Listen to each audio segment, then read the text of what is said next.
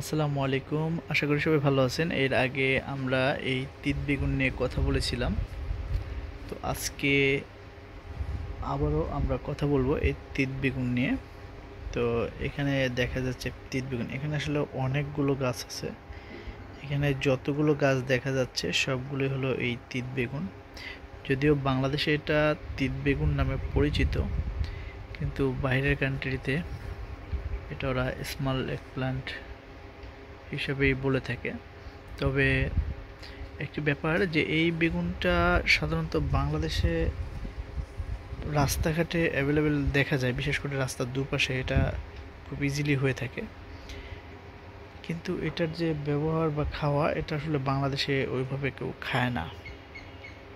তবে বাংলাদেশের চিটাগং বা পার্বত্য অঞ্চলে এটা আসলে খুবই পছন্দনীয় একটা সবজি হিসেবে খেয়ে থাকে, বা বলা চলে যে পার্বত্য অঞ্চলের অনেক পাহাড়ি বাঙালি বা যারা পাহাড়ি আছে তারা আসলে এটা দিয়ে বিভিন্ন ভেজিটেবল বা সবজি বানিয়ে আসলে খায়।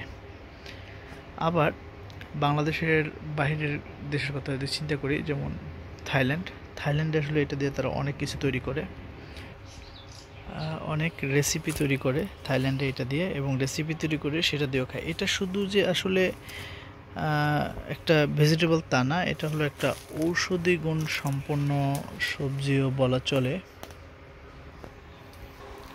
এটা কী কী ধরনের ঔষধি গুণ রয়েছে সেটা নিয়ে আসলে আমরা এর আগেও বলেছিলাম, তো এই কারণে আসলে এখানে ডিটেলস বললাম না। এটা বিভিন্ন ধরনের ঔষধি গুণ আসলে রয়েছে, সেটা নিয়ে আসলে একটা ভিডিও আমাদের দেওয়া রয়েছে।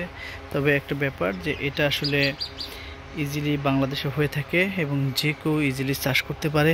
এবং আরেকটি জিনিস যে আসলে এখন তো ইউটিউবে অনেক কিছুই পাওয়া যায়, যে এটা আসলে কীভাবে খাওয়া হয় বা কীভাবে খাওয়া যায় সেটা নিয়ে যদি সার্চ দেওয়া যায়, তাহলে দেখবেন যে আসলে এটাকে কি কি সবজি বা কী কী ধরনের আসলে ভেজিটেবল বা কী কী ধরনের রেসিপি এটা দিয়ে তৈরি করে সেগুলোকে খাওয়া যায়।